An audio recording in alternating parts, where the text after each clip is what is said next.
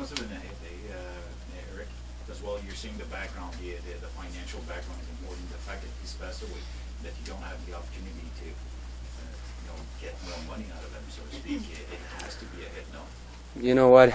I think the money is not relevant. I think he had earned enough himself jumping, competing. We had, he wasn't a great breeding stallion as far as physically. It was hard for him to breed, to collect them. So it was never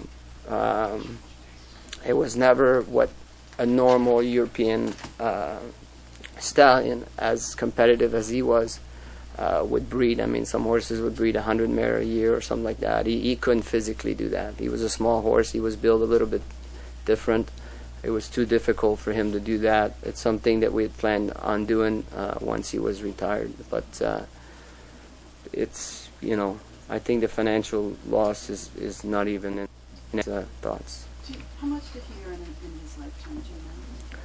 I don't know the answer. 3.7 billion.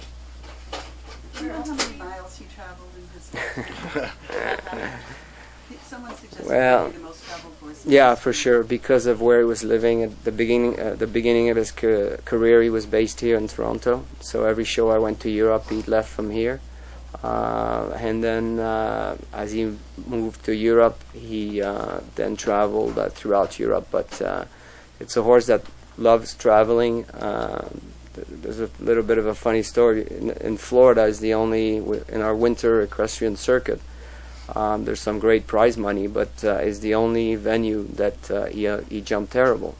And we never figured out why he jumped so bad. And then a friend of mine told me, he said, maybe because all the horses in Florida live very close to the venue, so we just walk them to the FEI tent and then we compete. So a friend of mine suggested that I should maybe put him on a truck and drive him for 8 hours and take him back to the same venue and see what happens.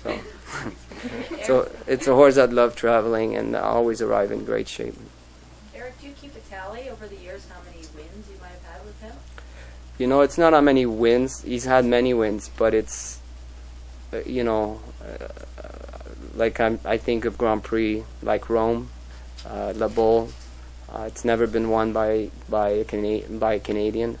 Aachen, Germany. Gail Greeno was a world champion there, but as far as the Grand Prix, he's won all major event that you can think of.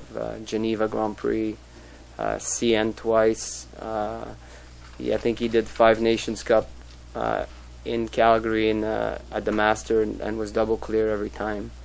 I don't think he was ever worse than 5th in that event on Sunday. I don't know how many Grand Prix, but there was no horse that, in my opinion, in his era that won more than he did. And not only the Grand Prix, throughout the week, a table A speed or anything. So, his ability to do it was incredible. And there's many days, I always say sometimes we're as good as what we ride, but there are days that I felt that I could leave him alone and the same result would happen. Eric, is he on his way back home yet?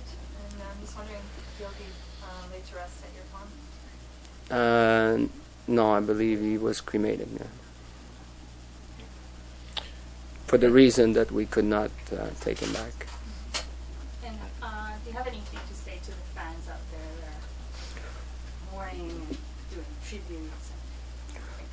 Well, I think, I think any video that you watch of Hickstead is an exciting video. I think there's plenty online. There's plenty of videos.